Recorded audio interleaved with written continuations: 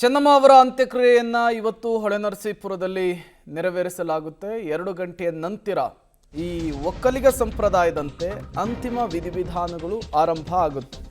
ಚೆನ್ನಮ್ಮ ತವರಲ್ಲಿ ಅಜ್ಜಿಗೆ ಕಣ್ಣೀರ ವಿದಾಯವನ್ನು ಹೇಳಿರುವಂಥದ್ದು. ಚೆನ್ನಮ್ಮ ತವರು ಮನೆಯಿಂದ ಸಾಂಪ್ರದಾಯಿಕವಾಗಿ ವಿದಾಯ ಹೇಳಲಾಗಿದೆ. ಅರಿಶಿಣ ಕುಂಕುಮವನ್ನು ಕೊಟ್ಟು ಆರತಿಯನ್ನು ಬೆಳಗಿ ಅಂತಿಮ ನಮನವನ್ನು ಸಲ್ಲಿಸಲಾಗಿದೆ. ಚೆನ್ನಮ್ಮ ತಂಗಿಯರಿಂದ ಸಾಂಪ್ರದಾಯಿಕವಾಗಿ ವಿದಾಯವನ್ನು ಹೇಳಿರುವಂಥದ್ದು.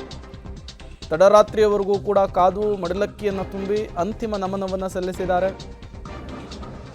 ಅಂಚೇನಹಳ್ಳಿ ಗ್ರಾಮಸ್ಥರಿಂದಲೂ ಕೂಡ ಭಾವುಕ ವಿದಾಯವನ್ನು ಹೇಳಲಾಗಿದೆ.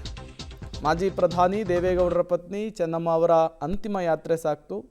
ಈ ಸಂದರ್ಭದಲ್ಲಿ ಚೆನ್ನಮ್ಮನವರ ಹುಟ್ಟೂರಿಗೂ ಕೂಡ ಹೋದಂತಹ ಸಂದರ್ಭದಲ್ಲಿ ಜನ ಮಧ್ಯರಾತ್ರಿಯವರೆಗೂ ಕೂಡ ಕಾದಿದ್ರು. ಚೆನ್ನಮ್ಮನವರ ದರ್ಶನಕ್ಕಾಗಿ ಕಾದು ಕುಳಿತಿದ್ರು.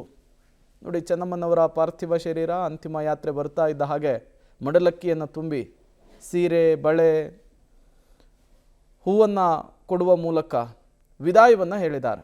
ಹಾಗಾಗಿಯೇ ಪ್ರತಿ ಹೆಣ್ಮಕ್ಳು ಕೂಡ ನಮಗೆ ಇದೇ ರೀತಿಯ ಸಾವು ಬೇಕು ಅಂತ ಕೇಳುವಂಥದ್ದು, ಮುತ್ತೈದೆಯ ಸಾವು ಬೇಕು ಅಂತ ಕೇಳ್ತಾರೆ. ನಾವು ದೇವೇಗೌಡರ ನಿವಾಸದಲ್ಲೂ ಕೂಡ, ಪದ್ಮನಾಭನಗರ ನಿವಾಸದಲ್ಲೂ ಕೂಡ ಒಂದಿಷ್ಟು ಸಂಪ್ರದಾಯಗಳನ್ನು ಗಮನಿಸಿದ್ವಿ. ಅಲ್ಲಿಂದ ವಿದಾಯ ಹೇಳುವಂತಹ ಸಂದರ್ಭದಲ್ಲಿ ಸೀರೆಯನ್ನು ಉಡಿಸಿ, ಹೂವನ್ನು ಮುಡಿಸಿ, ಕುಂಕುಮವನ್ನಿಟ್ಟು, ಕಾಲುಂಗರವನ್ನು ಹಾಕಿ, ಬಳೆಯನ್ನು ತೊಡಿಸಿ ಅಲ್ಲಿಂದ ವಿದಾಯವನ್ನು ಹೇಳಲಾಗಿತ್ತು. ಇನ್ನು ಚೆನ್ನಮ್ಮನವರ ಹುಟ್ಟೂರಿಗೆ ಬಂದಂತಹ ಸಂದರ್ಭದಲ್ಲೂ ಕೂಡ ಒಂದಿಷ್ಟು ಪ್ರಕ್ರಿಯೆಗಳು ಅಥವಾ ಸಂಪ್ರದಾಯ ಏನಿದೆ ಅವುಗಳೆಲ್ಲವನ್ನೂ ಕೂಡ ನೆರವೇರಿಸಲಾಯಿತು. ಈಗ ಹೊಳೆನರಸೀಪುರಕ್ಕೆ ಪಾರ್ಥಿವ ಶರೀರವನ್ನು ತೆಗೆದುಕೊಂಡು ಹೋಗಲಾಗಿದೆ.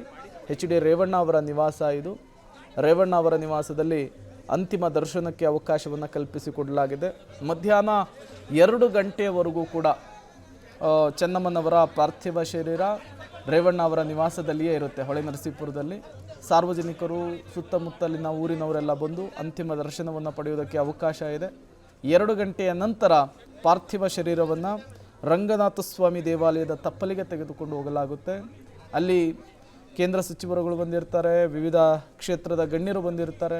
ಜೊತೆಗೆ ಅವರೆಲ್ಲರ ಸಮ್ಮುಖದಲ್ಲಿಯೇ ಅಂತ್ಯಕ್ರಿಯೆಯನ್ನು ನೆರವೇರಿಸಲಾಗುತ್ತೆ.